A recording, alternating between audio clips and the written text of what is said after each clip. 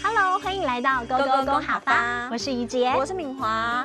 A 姐，我觉得啊，客家庄啊，真的有很多好棒啊、好美的景色。那今天我们一定要好好推荐大家，就是铜锣的旧湖自行车道了。而且呢，沿途还可以看油桐花、油桐筏。油桐筏就是油桐花哦。其实提到了这个九湖自行车道，最特别的是它有一座造价1300万的古意吊桥。提到了吊桥，其实有些人很喜欢，有些人啊是很害怕的，因为觉得光站在桥上，心脏就受不了了。心脏就是醒聪，醒聪就是心脏了。九湖自行车道它非常的高，所有的美景呢都是从上往下看，真的很多人直呼啊，这心脏啊快停止了。停止呢就是点配。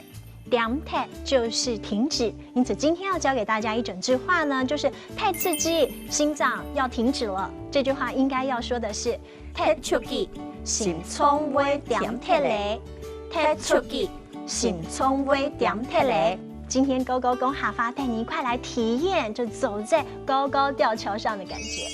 敏华，今天天气很好我告诉你哦，来铜锣啊，一定要走这个天空步道。可是它看起来有点高，会不会很危险？不会，风景很美哦。走走走。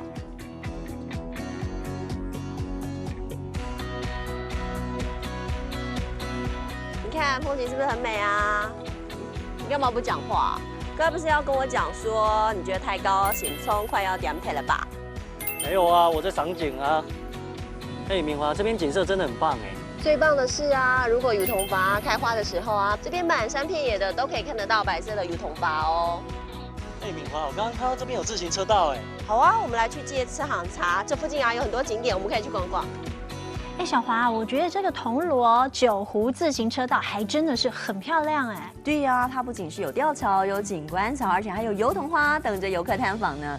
真的提到了这个九湖自行车道，我觉得最吸引我的就是可以赏油桐花、油桐筏。油桐筏就是油桐花了。那除了油桐花之外呢，刚刚也提到了，它有一座吊桥不能错过哦。不过说到吊桥居高临下，很多人都觉得心脏快停止了，而心脏呢就醒聪。